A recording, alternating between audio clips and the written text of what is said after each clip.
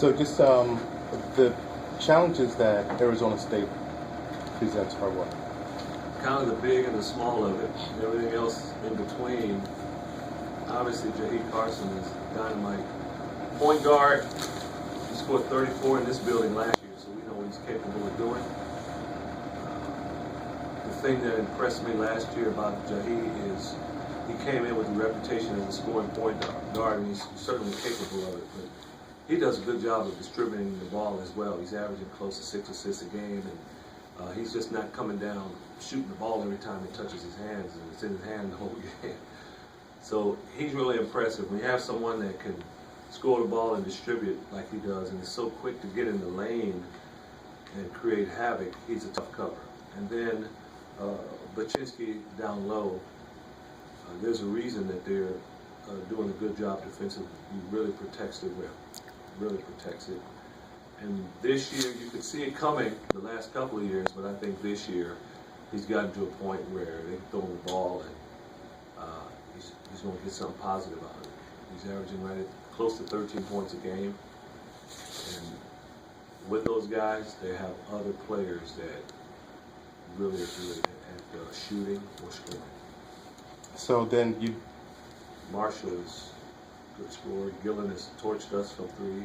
And Shaq, who is from here, is playing a lot better right now. Is there then something that you can try to take away and say, all right, if we take away that, then we can live with this?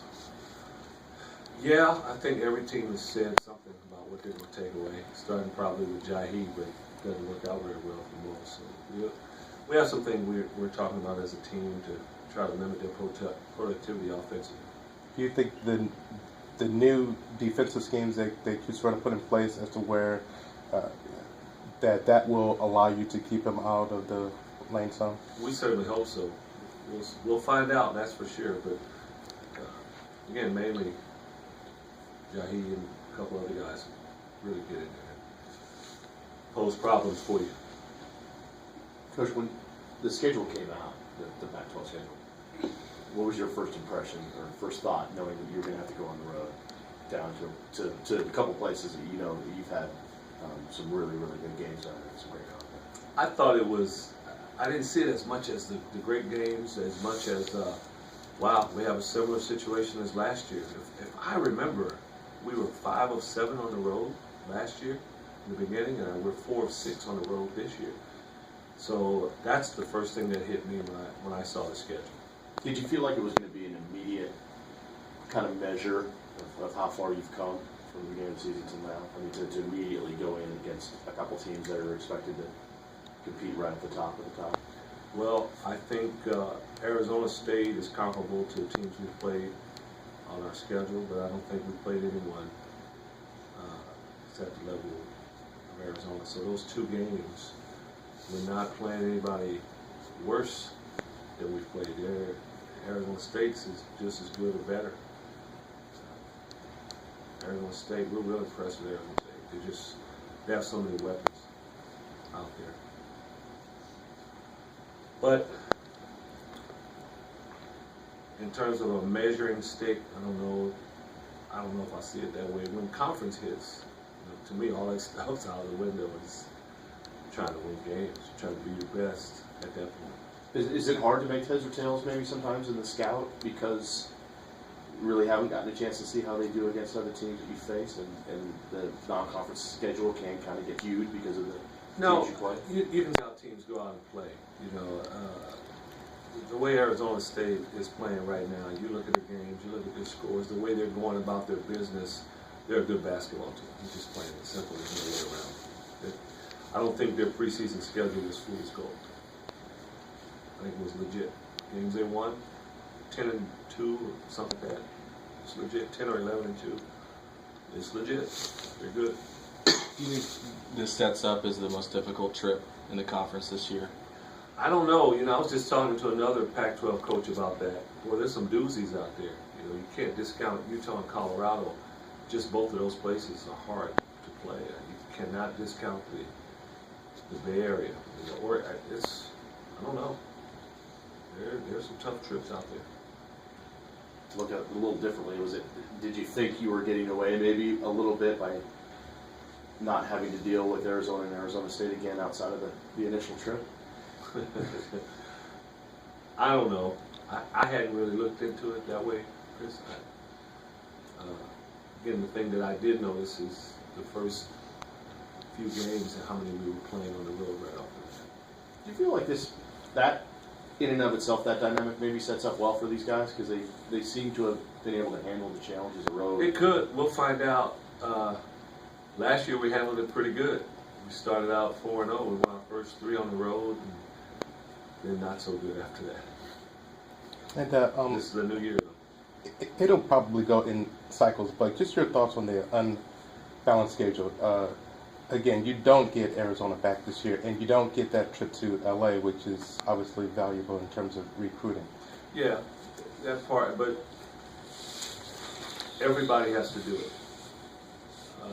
Who can predict what year, just say you had the number 1 and number 2 teams in the country are on one trip, and that year you only have to go there once. Well, obviously you come right there. But the next year, I mean, the 2 worst teams will be the ones you get to play twice. I think all that evens out. And have you looked at the Thursday, Wednesday, Sunday, Saturday games, and has all that evened out too? Some of them, last year it didn't hit me until we went through a string of those. Like, wow, we're playing another one at 8:30. Do we have another game at 5 in the morning in Berlin? Oh yeah. This is the 5th week in a row we've done that. It caught me as we were going through it. This year I haven't noticed it as much so far. And I looked across the schedule, I didn't see it as much, but maybe it hits us later, depending on how the season goes. How close are you to upping Desmond's minutes to the point where he's full go? I mean, how close is he to? I think Desmond at this point, here's another week. Each week is huge when you're coming back from this scope, from endoscopic surgery. I think we're probably there. As the game presents itself, he could get more minutes. It's one of those, if Desmond doesn't play in that game, I don't know what the outcome might be. He helped us. He helped us on defense. He helped us on the boards. He hit a couple big shots. He was 7 of 8 from the free throw line. He helped us. Not giving too much away, what's your philosophy when maybe your tallest guy is 6'9", 6'10", and you got to defend a 7'2" guy like Baczynski? Yeah. Depends. When you say like Baczynski, it depends. When a guy is his size and effective around the basket, you just have to fight tooth and nail to not let him get as close to the basket as he would like. Try to make him a little uncomfortable some kind of way. Some others would opt to double team him. The thing with them is they shoot the ball so well everywhere. Right. You gotta kind of pick your poison on that one. You have to kind of go back sometimes and maybe look at some of the other guys you faced in the non-conference, like in Jahii or something similar to see how you might be able to. Yeah, that has been a little bit of an issue for us so far when we've played taller opponents. But again, I do think our defense is a little different now than before. Hopefully we can have more success. What have you seen from your defense the last couple of nights? Well, UConn, when we were dialed in and we were all on the same page, I thought our defense was really good. I thought it was exceptional. As we begin to lose focus a little bit, now instead of being here on defense, we're kind of here as the game goes on, which is what we have to get better at. Our defense wasn't as good. And in the Hartford game, some of the same things. The Hartford game was interesting. They come out, they hit a 3, legitimate 3. We were kind of scrambling around the basket. Guy drove, lost the ball a little bit, hit a guy out for a 3.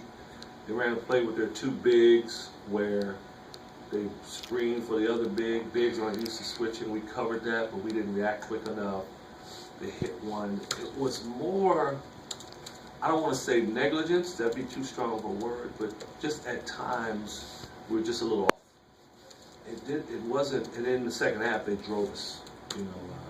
Sigma did a good job of driving to the basket, but I still think when we're focusing it down, our defense is a whole lot better than it was. I'm sorry, Mississippi Valley State was after UConn. All in all, I just think we're better. We're doing a better job.